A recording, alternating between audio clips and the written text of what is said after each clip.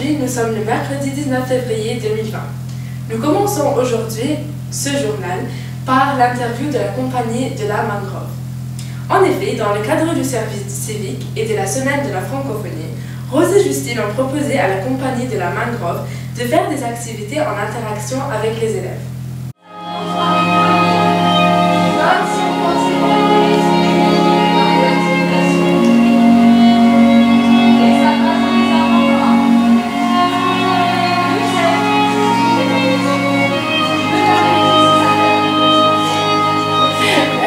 Bonjour à tous et bienvenue au journal télévisé du lycée français du Caire. Je m'appelle Justine, je suis en service civique au lycée français depuis septembre 2019 pour un an. Et dans le cadre de mon service civique que je mène ici autour de la langue française et du projet 10 mois 10 mots autour pareil de la langue française, j'ai invité une compagnie de danse qui s'appelle la compagnie La Mangrove et qui a eu la gentillesse de venir intervenir au lycée avec nous. Donc on a Ahmad, Diane et Delphine qui vont se présenter. Alors bonjour, je m'appelle Ahmad, j'ai 20 ans et je suis un membre des jeunes qui fait partie du projet Esperanza, du projet qui fait partie de la Mangrove. Moi je m'appelle Diane et j'ai commencé à prendre des cours de danse avec Delphine dans le projet précédent qui s'appelait Déchaîné, autour de l'esclavage. Et ensuite j'ai continué en stage en tant que chargée de communication avec Delphine pour la compagnie La Mangrove, qui a ensuite débouché sur une collaboration à plus long terme. Bonjour, je m'appelle Delphine Kamal, donc je suis co-directrice de la compagnie de danse La Mangrove, qui est à la fois en Hexagone, en Seine-Saint-Denis avec la ville de Pantin et à la fois sur le territoire de la Guadeloupe. Je suis venue toute seule, d'habitude je viens avec l'autre directeur qui s'appelle Hubert Petitfard, qui est un chorégraphe guadeloupéen. Et donc nous menons des actions de création dans le spectacle vivant, où on crée des spectacles de danse avec des danseurs professionnels, et on a aussi un volet d'action territoriale avec des danseurs amateurs, dont Diane et Ahmad font partie. Et donc depuis 5 ans, je développe en France avec la ville de Pantin des projets pour les jeunes, des projets de solidarité, puisqu'on va partir en juillet en Colombie. Et je travaille énormément sur la thématique des droits de la femme et de l'enfant, du genre, et Diane nous a mis en connexion, on en parlera après avec Justine qui était très intéressée par cette thématique. Je voyage de pays en pays pour faire comme une étude et des échanges avec des jeunes sur cette importance de la liberté, du respect. Donc Justine étant très intéressée, voilà, nous voilà ici. Donc nous on est venus au lycée français du Caire et on a commencé à animer des ateliers à partir de dimanche. Et donc là, aujourd'hui, on a fini après 4 jours d'atelier. On était sur la période de la pause méridienne, sachant que nous, en tant que service civique, on organise déjà tous les midis des activités du coup en français pour développer le français. Et du coup, là, toutes les activités de la semaine tournent autour de la danse et autour du thème de l'eau qu'on a choisi. Par rapport au concours 10 mois 10 mots qui est sur le thème de l'eau cette année. Donc avant qu'elles arrivent, on avait déjà travaillé un peu avec nos groupes sur la pause méridienne. On avait fait des activités autour de la définition de l'eau, du concept, de ce qu'ils en pensaient et des enjeux liés à l'eau, etc. On leur avait montré un documentaire aussi sur l'inégal accès à l'eau pendant la pause méridienne. Et après ce travail, la compagnie est venue. Et du coup là on a fait des ateliers tous les midis, toute la semaine. Donc peut-être vous pouvez expliquer mieux que moi. En plus ça tombait bien parce qu'avant qu'on arrive, ils avaient fait pas mal de mots de vocabulaire, et comme la compagnie de la Mangrove, ils ne connaissaient pas pour la plupart le mot. Du coup quand on est arrivé, ils étaient assez intéressés par le fait que Delphine puisse définir elle comment était sa mangrove, etc. pour mieux savoir de quoi il s'agissait.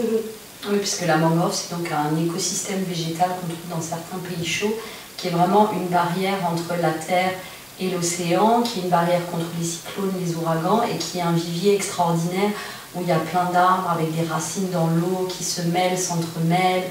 Il y a des poissons, il y a des oiseaux, ça peut être très sombre et étouffant, et en même temps ça ouvre sur la mer ou l'océan, ça laisse des échappées. Et du coup, on a décidé d'appeler cette compagnie comme ça parce que pour nous, c'était vraiment le vivre ensemble, c'était comment on accepte les différences, on arrive à créer Et la mangrove, elle est fragile et on part du principe que les âmes humaines sont fragiles et que notre construction de vie, elle se fait tous les jours. Donc voilà. Et on est très sensible justement à l'écosystème puisque comme je passe une grosse partie de ma vie en Guadeloupe, j'en ai vu d'autres aussi en Afrique, en Amérique du Sud. Ce sont des espaces qui sont vraiment en manque de préservation. On se réveille enfin en se disant que c'est important. Donc du coup, on travaille beaucoup cette thématique. Nous, en Guadeloupe, on vit des coupures d'eau. À peu près tous les 2 jours, on n'a pas d'eau toute la nuit, toutes les matinées, parfois des week-ends. Et on se pose la question justement de ce liquide vital qui est en nous et qui nous permet de vivre. Donc on est parti aussi là-dessus avec les enfants. Et ça a commencé par tout simplement déjà se présenter, échanger nos idées, s'échauffer, leur montrer comment un danseur travaille son corps. Et puis on est parti dans ce que j'appelle les laboratoires, où là tout le monde se lance, même si on ne sait pas danser. Moi je dis toujours que tout le monde sait danser. On met des musiques, il leur crée des impulsions, et puis on est parti au fur et à mesure dans des constructions chorégraphiques. Et il y avait pendant certains ateliers, on a aussi fait un exercice que je trouve vraiment très très intéressant. C'est-à-dire qu'ils étaient par groupe, et ils étaient d'abord en duo, mais on a aussi séparé en 2. Et en fait, donc, pendant qu'une partie danse, l'autre partie réfléchit à qu'est-ce que ça produit en eux, etc. Et en fait, après, ils ont écrit juste un mot sur un papier. Et du coup, c'était leur plus forte impression par rapport à ce qu'ils viennent de voir. Donc, il y a eu des mots comme fluide, il y a aussi eu des mots comme bizarre, étrange, etc. Mais voilà, c'était vraiment intéressant parce que c'est le ressenti. Et aussi, c'était intéressant parce qu'on a fait la mangrove. Et du coup, tout le monde, tous les jeunes ont dû se rassembler au centre, par terre, et s'entrelacer, etc. Du coup, ils voyaient le lien entre la thématique, les mots et qu'est-ce qu'on peut ressentir. Delphine aime bien utiliser le mot état de corps. Je trouve que ça peut être un peu vague quand on l'a jamais entendu, mais qu'en même temps c'était vraiment exactement ça. Et du coup, d'abord il y a une petite gêne parce que c'est pas forcément commun de se retrouver, s'entrelacer les uns les autres au sol, etc. Et au final, ils se sont vraiment pris au jeu. Et en fait, d'atelier en atelier, ils gagnaient en confiance en nous et en même temps en confiance en ce qu'ils étaient en train de faire. Et du coup, aujourd'hui, c'était super riche parce qu'ils étaient juste en demande de tout ce qu'on pouvait proposer, mais en même temps très fiers de ce qu'ils savaient déjà, de tout ce qu'on avait vécu ensemble. Et c'est bien aussi que ça ait duré une semaine parce qu'il y a eu vraiment une relation qui s'est construite et des échanges. Et à la fin, ils voulaient même plus qu'elles partent. Et je voulais dire autre chose par rapport à des mangroves. Au niveau de mon travail à moi, qui est de leur faire parler français, découvrir de nouveaux mots, etc. Au tout début, on avait pris les 10 mots du concours 10 mois 10 mots et on les avait mis par terre en cercle et ils devaient tourner autour et regarder donc, tous les 10 mots qui étaient en rapport avec l'autre, dont le mot mangrove. Et ils devaient s'arrêter à côté des mots qu'ils ne comprenaient pas ou qui n'étaient pas clairs pour eux. Et presque tout le monde s'arrêtait à côté du mot mangrove, ils n'avaient aucune idée de ce que c'était.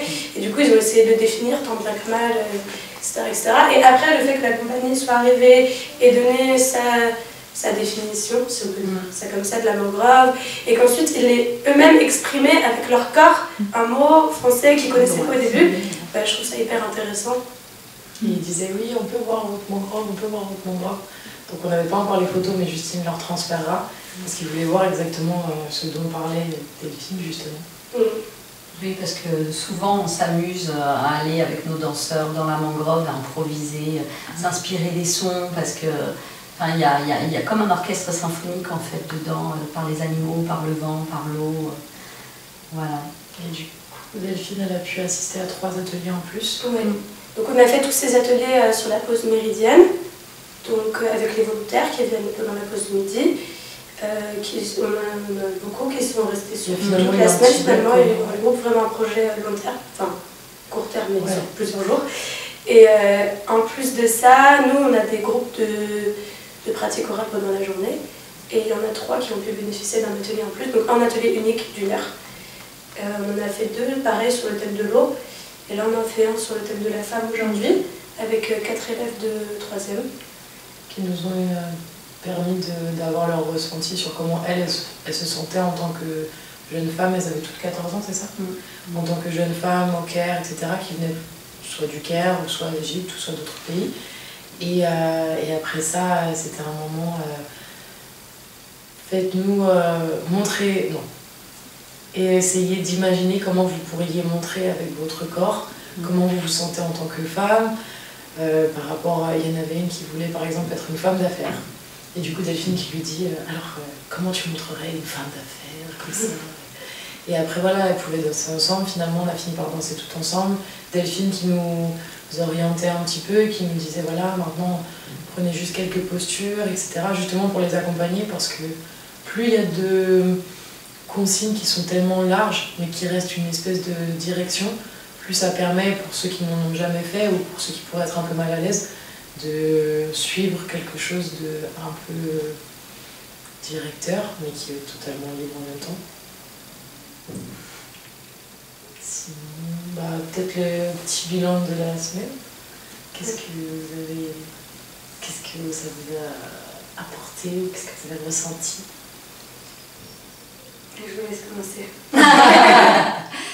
Moi j'ai trouvé ça vraiment très fort. C'est vrai que c'est toujours un challenge d'arriver devant des groupes qu'on ne connaît pas, d'arriver dans une structure qu'on ne connaît pas. On a été très bien accueillis. D'ailleurs, je tiens à remercier toute l'équipe du lycée, y compris les gardiens. Voilà, on n'avait pas compris tout le protocole, mais tout le monde a vraiment été gentil. Et toute l'équipe, avec un spécial merci à Monsieur Gamal, pour avoir le théâtre, pour avoir le gymnase. Enfin, vraiment, tout le monde a mis du sien pour que ça se déroule bien. Et ça, il faut quand même le noter. Mais moi, ce que j'ai vécu, c'est vraiment que ce soit en parole ou dans le corps, de voir des jeunes faire confiance, en fait. C'est l'état de bienveillance qu'il y a eu. Et la plupart ne connaissaient pas la danse contemporaine. D'ailleurs, j'ai eu beaucoup de questions là-dessus. Pratiquement personne n'avait pratiqué de la danse contemporaine. Donc, c'était vraiment le gros défi d'arriver et te dire tu vas te transformer en goutte d'eau. Ça peut paraître vraiment irréalisable. Et en fait, de voir comment dans leurs yeux, dans leur bonté, ils s'y sont tous mis, en fait. Et ça, je crois que c'est beau, c'est un bel échange. J'ai beaucoup appris aussi. Voilà, pour moi, c'est une expérience très forte que j'espère renouveler. On a montré aussi le teaser de la précédente création de 2019 de la compagnie avec les danseurs professionnels. Et du coup, c'était intéressant aussi de montrer parce que Delphine a fait trois fois, a fait un petit moment ça s'appelle une performance, et du coup ils ont pu la voir danser, et en même temps c'est inspirant, et en même temps ça permet de comprendre de quoi elle parle, mais du coup de voir les 4 danseurs qui dansaient ensemble, elle a expliqué quelle était la thématique, mais on leur a aussi demandé qu'est-ce que vous avez pensé de cette vidéo-là quand vous avez vu ça, et du coup je trouve qu'en plus de l'échange qu'il y a eu entre nous, j'espère que, sans que ça leur ait donné forcément envie de faire de la danse contemporaine ou pas, mais voilà, qu'ils aient pu avoir un petit pas là-dedans, que ça aussi ça existait, etc. Ok. Moi, ce que j'ai vraiment aimé, et ce que j'aime depuis le début de l'année, en fait, dans ma mission, c'est l'échange qu'on a pu créer avec les jeunes et la relation qui a pu se construire très facilement, rapidement. Il y a eu le premier atelier un peu brise-glace, et dès le lendemain, c'était déjà un groupe, quoi. Et du coup, je trouve ça très beau que ça soit produit avec la compagnie et avec nous en service civique aussi, sur toute l'année. Et après, moi, personnellement, j'avais jamais dansé la goutte d'eau. Donc...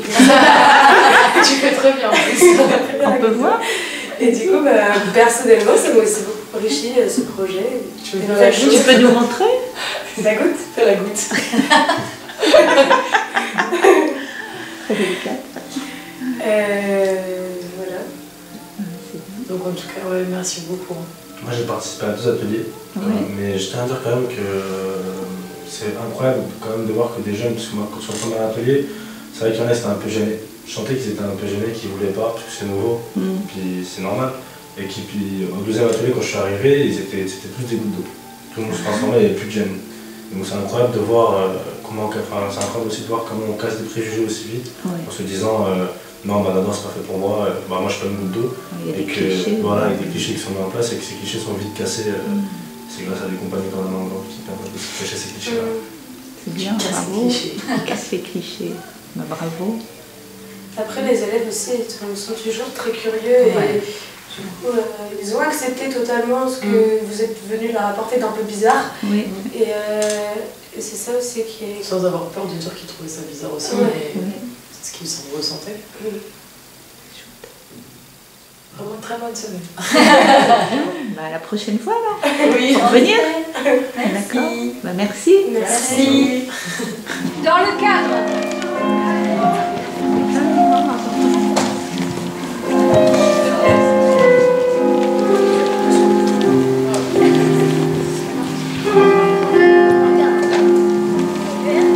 doucement, c'est bien, mais doucement. Contrôlez. Oui, Paris.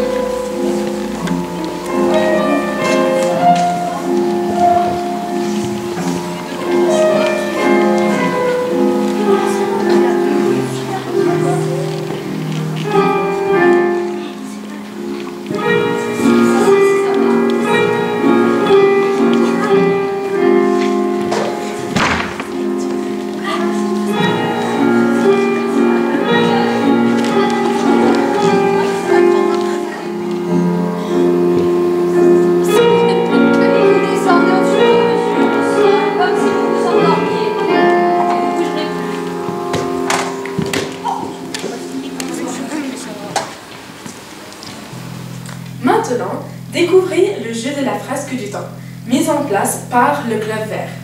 Rami et Selim vont nous expliquer le projet et son but.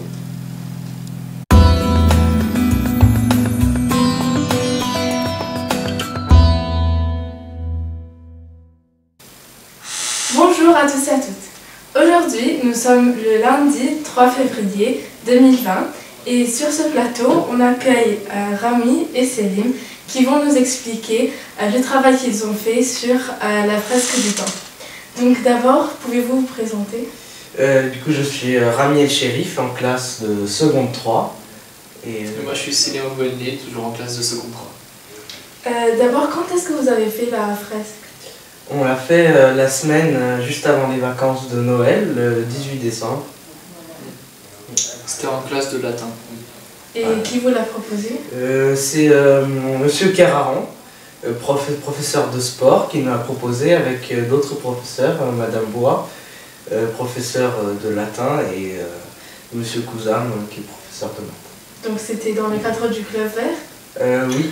Oui, en partie, oui, en partie. Mais il n'y avait pas que des membres du Club Vert, il y avait d'autres personnes qui ont participé à la fresque.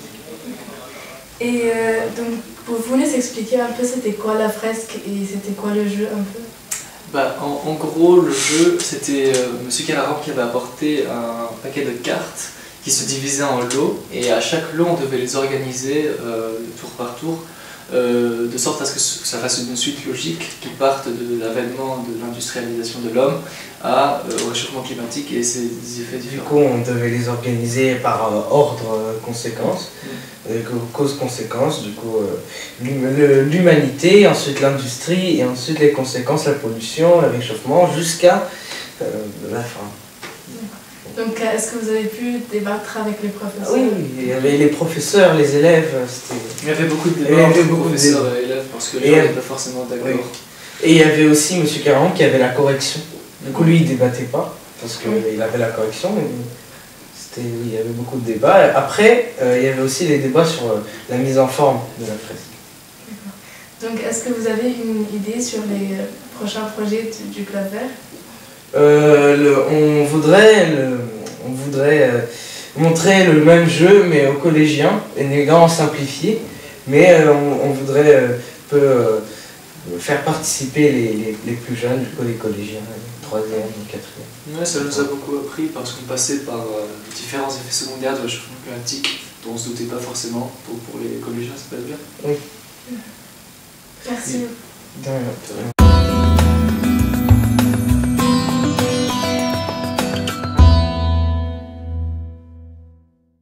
Conclut ce journal par un grand événement. En effet, à l'occasion de la venue de Guillaume de Montfred, architecte, dessinateur et petit-fils du célèbre Henri de Montfred, le CDI présente une exposition de photos et de dessins de Guillaume et d'Henri de Montfred.